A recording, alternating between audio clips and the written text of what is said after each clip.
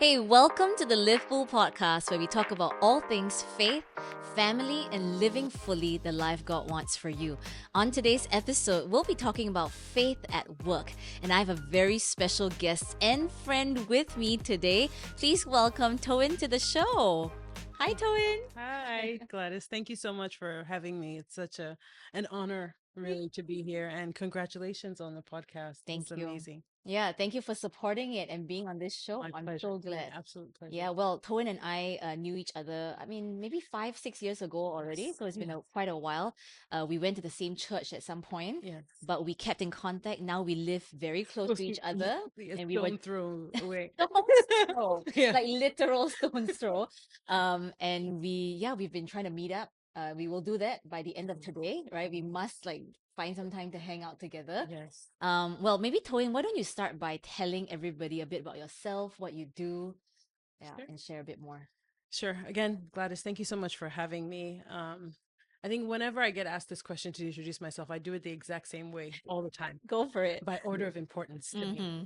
I always start off with saying I am a child of God. That is my first and foremost identity. Mm. I'm a wife to an amazing husband who is a lawyer and keeps me on my toes.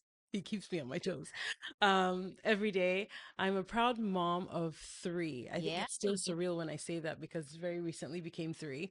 Um, Yeah, you just had a baby in February, in actually. February, yes, yes. So, Daniela is my daughter. Daniela is 9 years old. My son Joshua is 7, and my baby John is 4 months old now. So, they're just my source of joy, Yeah. and they light up my life. I just cannot imagine my life without these kids and my wonderful husband.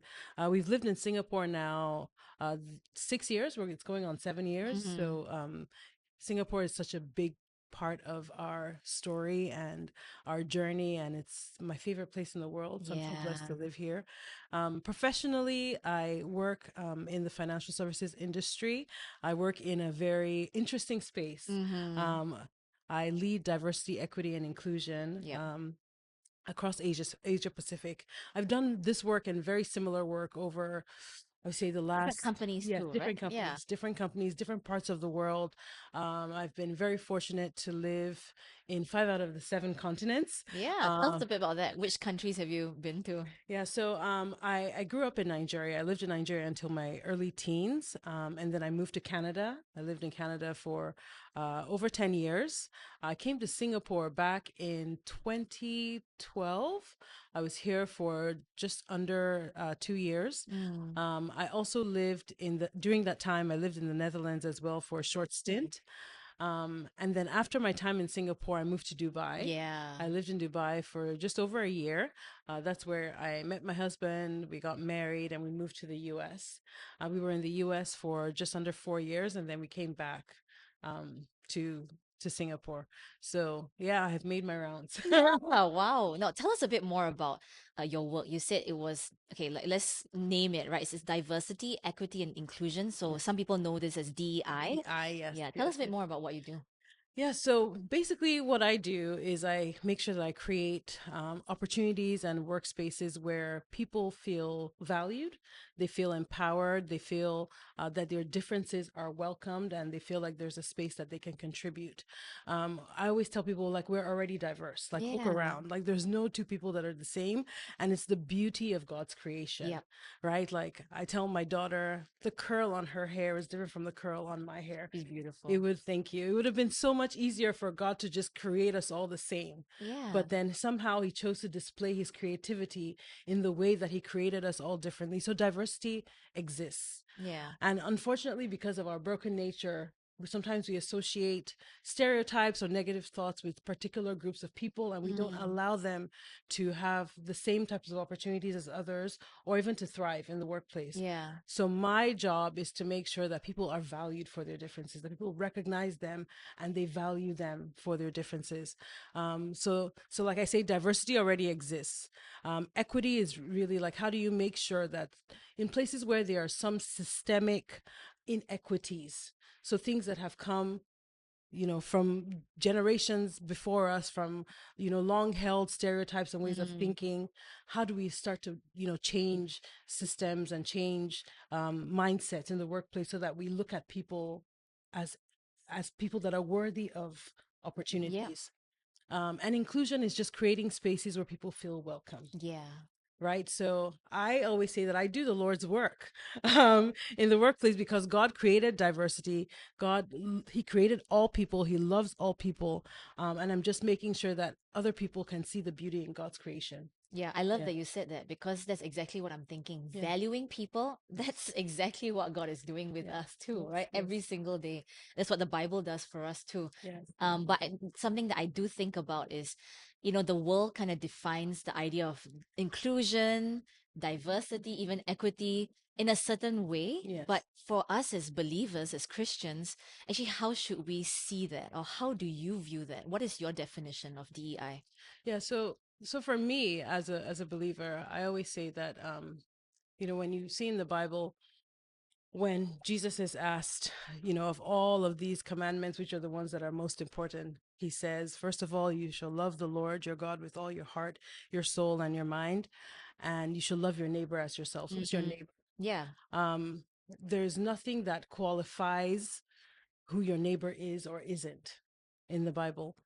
Everyone that you see, if you truly believe every word in the Bible, God created every single one of us, Good. right? And he died for every single one of us. So for me, I lead with love. Yeah. I always tell people, when I describe why I do what I do, it's like I'm deeply passionate about people. Yeah.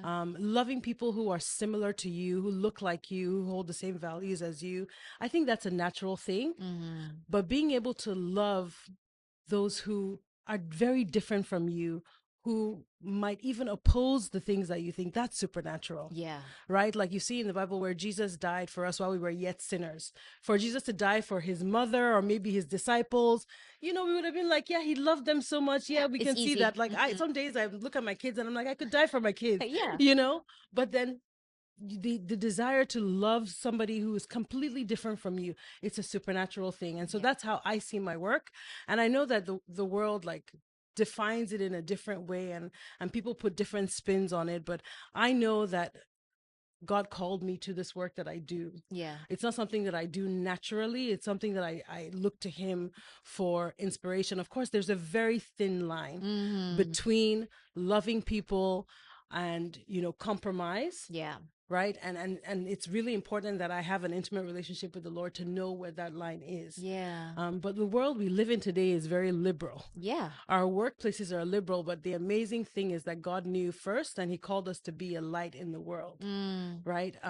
So that's what I try to do. I try to just get people to a place of common ground where they understand that each person is inherently valuable, Yep. and they might be different from you. They might think different from you, but they are worthy Yep. of being valued, Yeah. especially in the workplace where they come to earn a living. Yeah. So how do you walk that line? You talked about this very thin line, right, between loving others and that compromise.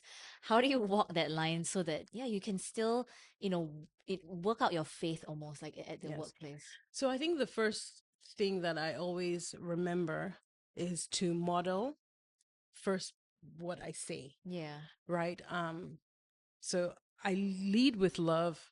I work with love. Like I make sure that I'm a good example and I don't ruin my witness. Yep. And that's what you'll hear That's from people. powerful. Yeah, you'll hear from people around me in the workplace that like there's just something, whenever Toyin is around, she just lights up the room. She's always so positive because people watch what you do more than what you say, Yeah. right? And when you are truly a light, people then desire, what you have. Yeah. There are That's true. conversations, yes, where people will come and ask me, like, what do you think about this particular thing? And I tell them, I said, well, I am a believer. And most everybody in my workplace knows that Yeah. I'm a Christian. I say, like, according to my Christian faith, which, I follow according to the Christian Bible, this is what it says. Do you want to sit down and look at it together? Yeah. I've done that Great. several times, right? And I tell people, I'm like, so I don't believe differently from what my Bible says. Um, so if you want to share, if you want me to share that with you, I can share that with you. But you have a right to believe differently. Mm. At the end of the day, that's what diversity is. Yeah. But if you don't create those opportunities where people feel like they can come to you, then you miss out Yeah. the opportunities to really speak life into people, and share the gospel, which is what we're called to do. Yeah. So in the workplace, I think the first thing that I do is just make sure that, especially in the times of pressure, Mm. where our fallen natures can come out, Yeah. it's very important to make sure that you're modeling Jesus in what you do. And I tell people that I love you and I value you because I have a relationship with who created you. Yeah. So that's even the outward part of it. But then there are many times where I'm interacting with people and I hear the Holy Spirit whisper to me how much he loves that person. Mm. And that person might not know him. Sometimes they're like people that everyone in the world might push away. Yeah. But just the fact that I get a glimpse of the Father's heart for that So beautiful. person, it really just helps me to stay there and make sure that what I'm doing is the work of God and not the work of man. Yeah. There is pressure sometimes, but thankfully, part of inclusion is agreeing to disagree on some things. And Yeah. there are many times I have conversations and I'll say, let's just agree to disagree Yeah. on that. But you know what? I still love you. You're still a great person. You're still worthy of my time. Yeah. Um, but I do think that that's something that, if the body of Christ doesn't get comfortable with doing, we miss out on that opportunity Yeah. to reach those who need to hear. Yeah. Yeah. Yeah, because I'm thinking about how, in the context of church too, actually, it's very similar. We also have a very diverse group of people who Yes. come to church. We can't choose who No, comes, right? exactly. And, for my husband and I, who are pastors on a campus, sometimes that really trumps it all, the idea of love Yeah. and real love, Yes. not just what the world thinks of Yes. what love is supposed to be, Yes. but knowing God's love first Yes. and showing that to other people actually changes the atmosphere, It changes does. your workplace, It changes does. because people can feel what's genuine. It does. Yeah. But I'm thinking about, what if, do you have I don't know, an example of maybe a time when it was hard, or maybe in the workplace where you faced opposition or it was challenging and, you tried to do this, but, it was not received very well. Um, to be honest, I will say that a lot of the times, a lot of the things that I do at work, I believe is led by the Lord. Yeah.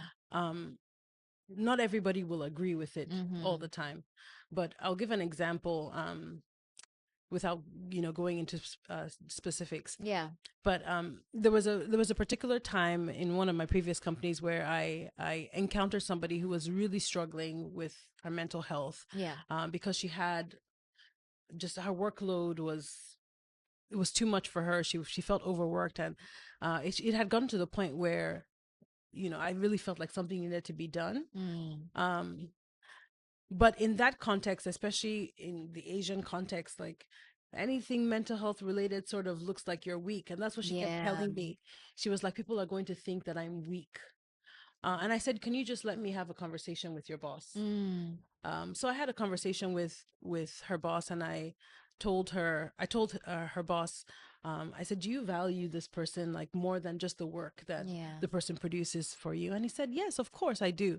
And I was like, that's what's going to have to come first. I was like, because at the end of the day, when it's all said and done, she will remember you for how you came and stepped in for her when, in this time, versus like how much revenue she brought to your team, or Yeah. you know and he told me, he said, but at the end of the day, there's still work to be done. Mm. And of course he had a list of times where she didn't come through, and I was like, can we put that aside, Yeah. and can we just focus on the individual? And at the end of the day, it was interesting because we even had to look at like the code of ethics for the company, where it Yeah. talks about like valuing people and respect. Mm. And I said, do you value her and do you respect her? And he said yes. And he said, but it's going to be very, very difficult for me to tell other people that I need to give her time. So ultimately it came down to her needing time off from work. Yeah. um and so we sat down together, and I said, like, whoever it is that wants to oppose this, let's have a conversation with the person. And there were several people that felt that this individual should have been fired because she Mm. couldn't, keep up with the workload. And I had to have this conversation several times. And there were several people that said, this is a workplace, and I said yes at the end of the day, but you're not going to get any results from somebody who is burnt out. Yeah. And I continue to have those sorts of conversations with Yeah. people day in and day out. There's other areas, I would say, very contentious areas. Parenting, for example, here in Mm. Singapore is Oh, that's something that, big. yeah, like, should women, everybody has this idea that women should have it all. I'm like, no, you can't have it all at the same time. At Mm. certain points in your life, some things will take priority. And if you have to step away from the workplace, please do it Yeah. with grace and you come back. It's a revolving door Yep. when you need to. Not everybody feels that way, especially in my line of work. It's like, oh, women are going to take over the world. Yes, we could. Yeah. We could, but Yeah. we can't do that and neglect every other like duty that we have. We have Yeah. a duty to our children. We have a duty to society. We have a duty to our parents. We're carers. Yeah. That's how we're naturally created. Not everybody agrees with me or feels that way, and I'm thankful for, just the support I have from my leadership, and I've had in every place that I work in, when I'm able to articulate exactly sort of why I see things a particular Yeah. way. Most of the time they'll come around. So to be honest, that's why I'm really struggling with. Is there a particular time where there was something where like I really struggled and struggled and struggled? I can't think of one. Yeah. Not because like my ideas are great, but because I really do feel like when God inspires something, he Yes. creates the right environment for it to be done. Yeah. Yeah. Yeah. That's powerful. I love your job. Yeah. It sounds like ministry. To be honest, that's what it does. I tell my husband all the time that it is ministry. Yeah.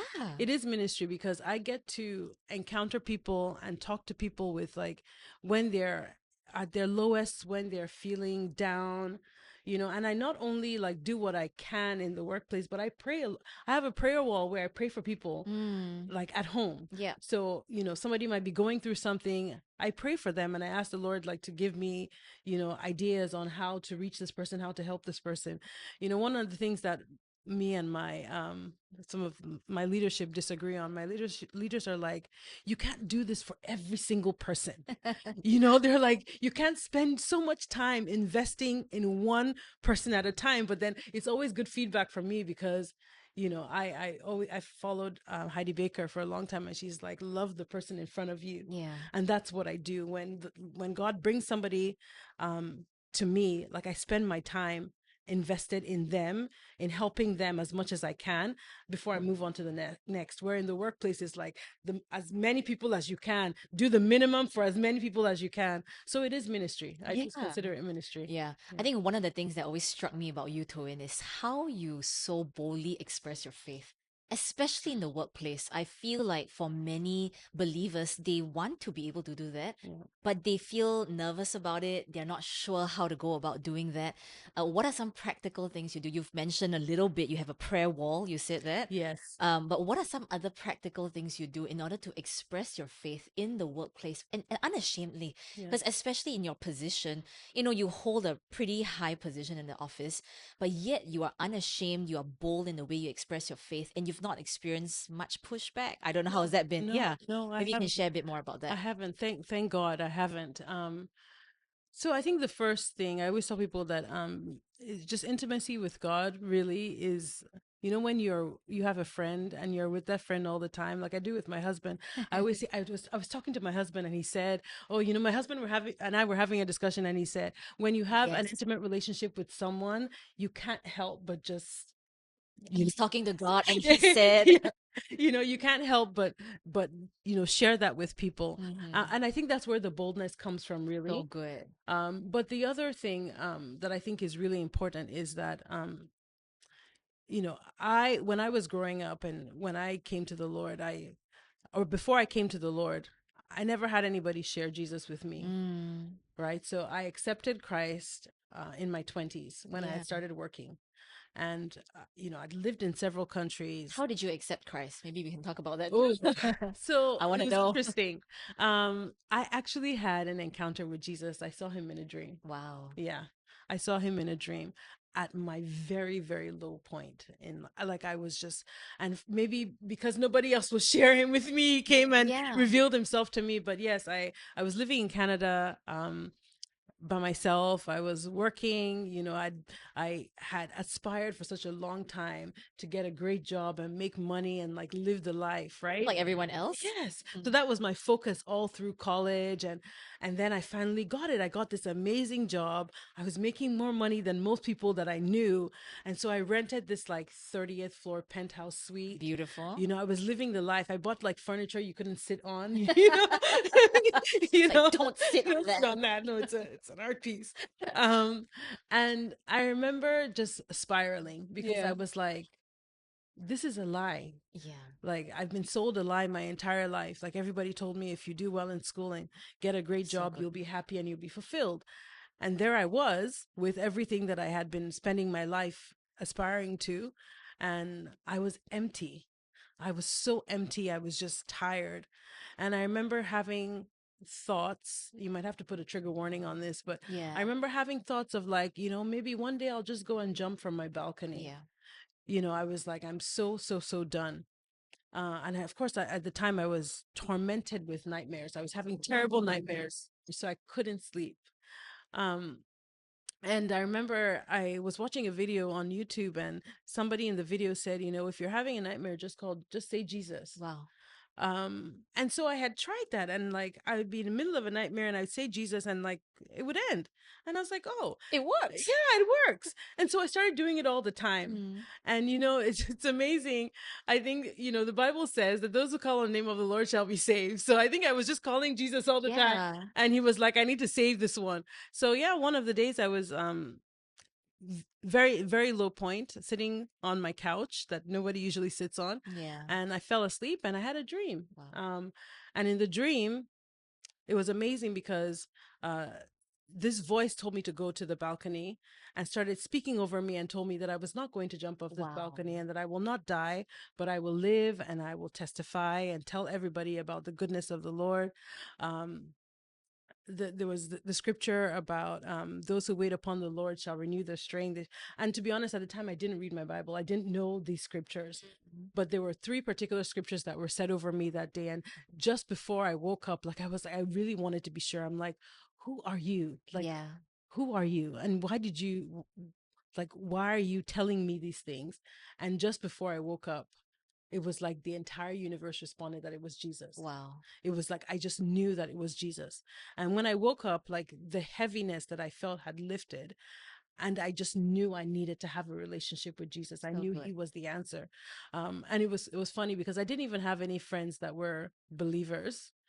So I went on Facebook and put a question on Facebook. I was like, hey, does anybody know a church, like a church that really knows Jesus? Because I'm trying to find Jesus. Yeah. And Yeah. somebody slid into my DMs and like told me like you should go to this church. And that was the church that I eventually gave my life to Christ in. Wow. And so my relationship with Jesus has been like I had encounter first. Yep. And as I've matured, of course, you start to read the word. But in my early days, like the voice of God was very, very clear to Mm. me. And I think that was what allowed me to get to know his heart. Yeah. And that allows me to continue to desire that every day. Yeah. Right. So that's why, even with everything that I do, whether it's mothering, like sometimes, I'm doing something with my baby, and I'm confused about like, should I do this first or this? And I always said, wisdom, Lord, give me wisdom. Yeah. Like I grew a dependency Yeah. on the voice of the Lord. Yeah. So that was my encounter. Yeah. And that was how I came to know Christ. So coming back to the question that you asked, because of that, because I was at my very lowest, Mm. nobody shared Jesus with me. There were several times I went to lunch with people that I found out later were Christians. They would always ask me how I got what I had. Oh, how Yeah. did you get this job? Or how did you get this promotion? Or, Yeah. but in reality, like what I needed was what they had. Yeah. And so because of that, I feel like I don't want people who are looking for Jesus to come by me and not hear about him. Wow. So I always tell people, I also mentor a group of teenagers from different Yeah. schools here, and they bring their friends to the house, and to my house, and there's sometimes where like my house will be the first place where they really hear like you need to surrender your life to Jesus. People hear about Jesus as this person, but they don't really know, how do I get to know him? How do I connect Mm, with him? And even, in the workplace, there have been several times where people will ask me, how are you able to stay calm in this situation? Or how are you able to, like, that person you're working with is very difficult. How do you manage them? And I always tell people, I'm like, well, I'm not going to tell you a lie. And a lot of what helps me get through this is my Christian faith. yeah, Are you okay if I share share. specifically with you? And most times people are okay with it. Sometimes people don't want to go into details, but at least they know where that comes from. So really staying true to that, Mm, I think really, really helps me. I can't lie. I don't have some other formula. I yeah. don't have a 5-step, process. Um, so that's really what has helped me share the gospel Yeah. at work. I feel like some people too, they tend to assume that others don't want to hear about it, or they Yes, feel almost exactly. apologetic. Yeah. I shouldn't have to say it at the workplace. They don't have to feel like they need to hear about Jesus here. Mm. But actually, if it stems from your own relationship with God, it compels you Yes. to speak about it. It compels you Yeah. because this is the only solution you know, Yes. right? Yeah. And so, do you pray for them? Do you take out your Bible in the office? Like, what to what extent does that look like? So I think everything first and foremost starts with a relationship. Mm-hmm. You have to be in the right place with somebody to be able to share Yeah. deeply. Like, I know sometimes people just want to like thump the Bible on people's heads. Yeah. Um, I remember a few years ago, I was praying and the Lord told me, He's like, I don't care what you do, but if somebody encounters you and they walk away with um, less of a desire to know me, you're not doing my work. Wow. Right? So, I'm convicted yeah. too. And a lot of that could be Bible Wow. thumping.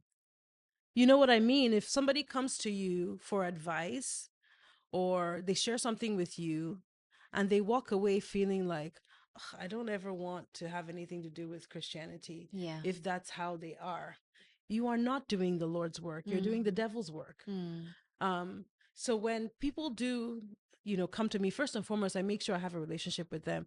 It's not, and it doesn't start in that moment. When you meet somebody, like, get to know them, like, where did you grow up? Tell me a little bit about your family. Let them know that you care.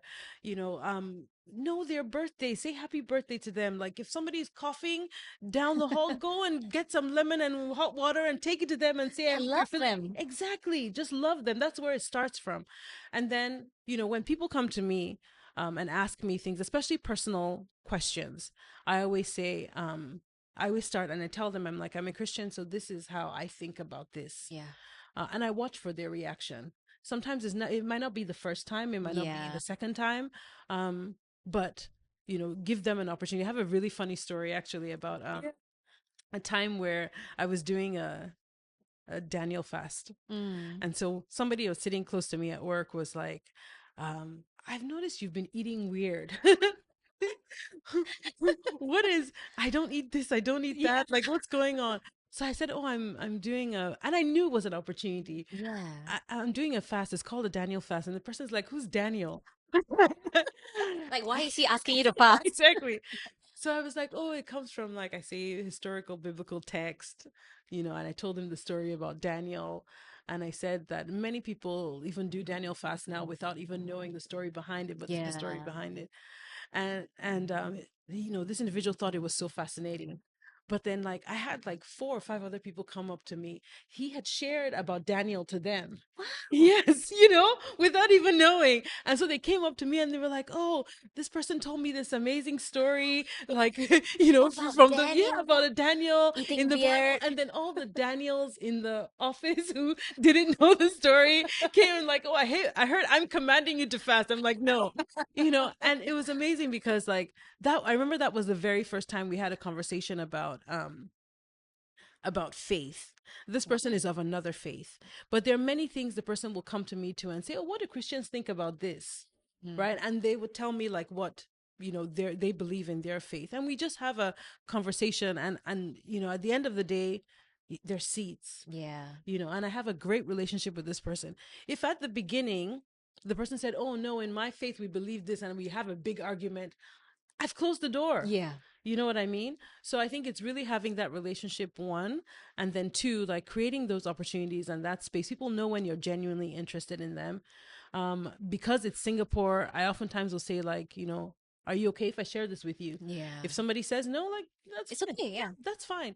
But most people are open. Yeah. Most people are open, and we have a conversation, and then they know where to come to if they want more. Yeah. um, I remember one particular instance. I was having lunch with a group of people, and somehow, it came up. The topic of faith came up, and I realized every single one of them used to be believers. They used to go to Oh, church. okay. One of them was on a worship team, but they had walked away from the faith. Mm. Do you know what I mean? And I thought, if we never had this opportunity, and I had a great relationship with them, I just never knew. Yeah. But if we didn't have this relationship, what an opportunity I would have missed out to just be like, hey, Jesus is not angry at you. Yeah. If he gave you a gift to be in a worship team, he probably really misses you. You know what I mean? Like, don't forget Jesus. Um, and then you leave it there. There are little seeds. Yeah. And people then after that know to come to you Yeah. when they want to hear more. I never had that when I was in my lowest. If I Mm. knew somebody in the workplace at the time who lived like that, I would have gone to the person and said, I'm really struggling.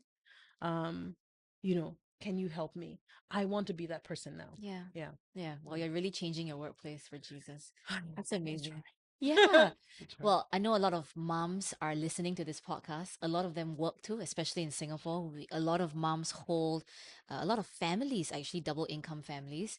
And this is one of the biggest things they struggle with, actually working and momming. And Yes. like being in these two spaces can be very tricky. Yeah. What are some things you would say to these moms, or what do you think would help them to manage this better? Yeah. So, um, I really strongly believe that motherhood is a ministry. Mm. And the way that the Lord has allowed me to understand it, when we stand before God on the last day, He's not going to ask you how much revenue you brought to your company, Yeah. but you can have direct impact on your children's salvation. Mm. And I actually shared about this at my church Cornerstone on Mother's Day. Yeah. When you look at like the giants in the faith, like Reinhard Bunke, um, there were many of them that talk about how their mother, just the atmosphere that their mothers created Yeah. at home, really influenced their desire to want to know the Lord. Right. And it's not a small job that we have, it's a ministry. So I always tell people, give that the importance. Mm. That doesn't mean that God won't give you gifts that the workplace can use, but like first and foremost, like make sure you are, that your family knows that they are important to you, that they're first. Try to be efficient Mm. um, with your time. Understand your energy. When I say energy, like, when you have your most energetic. Yeah. For me, it's like early in the morning. Mm. I wake up early in the morning, I spend time with God, and then I spend time with my children, just really loving them, Yeah. really taking those moments. You give them hugs, you sit there in the moment with them and Yeah. let them know that, Be in this time, present. yes, Yeah. be present with them. And then you go to work, and then you give, your work what you need to give your work. But then be cautious when you come home. A lot of times we're drained, and you want to Mm. just give everybody the remnant of, so what I do is that I tell my husband, like, when I come home, I just need like 30 minutes to myself. Yeah.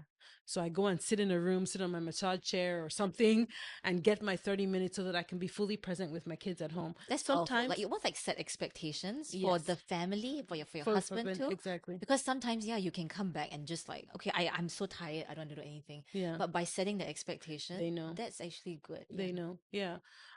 So I think definitely, and then communicate with your workplace. Like, that's part of my work, as well, is to make sure that we have Mm. workplaces that work for parents, Yeah. which is a part of my work that I absolutely love. So make sure you're communicating. We have this, especially in Asia, there's this idea of wanting to save face and not wanting people to know Mm. that you're struggling. If you're struggling as a mother, you ask your boss, like, can I work from home one day a Yeah. week?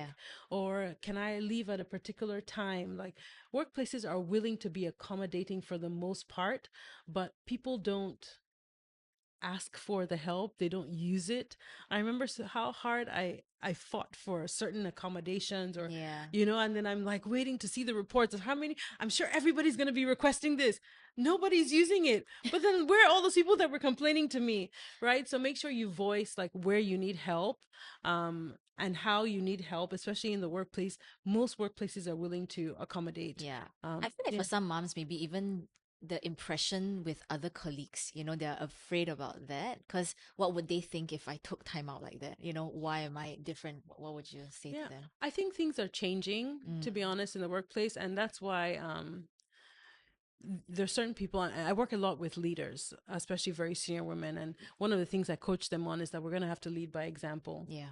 I have put leaders in the limelight on stage, and they say like, somebody who's a senior vice president will tell you like, I make a priority to drop my son home at daycare every day, so we have a conversation in the car Wow. and I can be present. Or like you get, somebody that is, another senior vice president, maybe in a country like Japan, tell you that like, Mm, I leave work at this time so that I can pick up my kids and spend time with them. And you start to normalize it because it's all people want to see. mm-hmm. And so when people start doing that, and even for myself, like I was just debating because I actually I got a promotion like 6 days before I went on Oh, maternity leave. oh, congratulations. Thank you. Thank you. And I've been completely offline since my maternity leave. So recently I was on LinkedIn. I was like, so what do I put first? That I got a promotion or that I've been Your on a mom. break? Yeah, which that I was promoted at home. So I was like, which Yeah. one? And after thinking about it, I was like, I need to lead by example. So I went on there and I put that I have been on a caregiving break for the I last love six that. months, like, taking care of my new boss at home.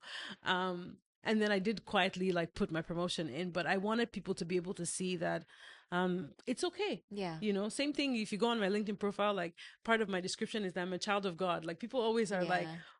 why do you have this there? I was like, I don't have an identity outside of it. Like, you want me to tell a lie? Yeah. So I think really just leading by example is what influences people the most, especially in the workplace. Yeah, it's what you signal to others too, Yes, right? yes, That's yeah, important. yes. Well, maybe we can end with this. I think we have such good handles on what we can do in the workplace too, whether you're a mom or, just a believer trying to start.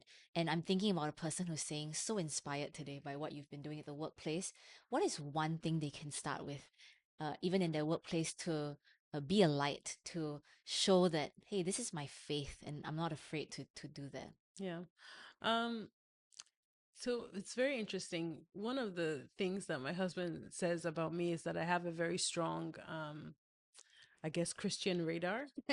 I can meet somebody, and it's actually much better in Asia Yeah. because, like, for me, it's like day and night, and I can tell if they're a believer. Yeah. Not so much for everyone else, but I remember this happened once. I met someone at my husband's work event, and I told my husband, I was like, I think he's a believer. My husband's like, no. Mm. Why would you think that? He's like, I've known this guy for many years. He's very, very senior in the company. And then I would say a couple of weeks later, my husband came home and he was like, I saw this guy in the cafeteria with his Bible in the morning. He was like, you were right. I Yeah. was like, yeah, I know I was right. Yeah. You're But always right. but when I really thought about what he was doing, like he has a big office. Mm, He could have sat in his office and read his Bible. He could have chosen to stay at home and read his Bible. But he was doing it in a public so place good. to set an example and to tell everybody that this is okay to Yeah. do here. Yeah. So I think that is a start. You might not be as comfortable for your start to be going to share with somebody else, but you live it. Put a scripture on your screensaver at work, or print out a scripture and put it at your desk. Yeah. Let people know sort of what you stand for. Yeah. We're often known more for what we stand against, Mm, and that's the problem. That really is the problem, and that's what deters people from wanting to know this Jesus that we know and love. Let them know what you stand for, and then you create those opportunities to have more conversations. yeah. Well, you're amazing, Toyin. Thank you Thank so much for sharing your Thank you. wisdom, your experiences. Thank I'm you. sure people are going to be so inspired to also be a light in their own workplaces. Thank you so Ah, much. Thank you for being a having part. me. Well, thank you so much for listening to this episode, and I hope this conversation has helped you to live full.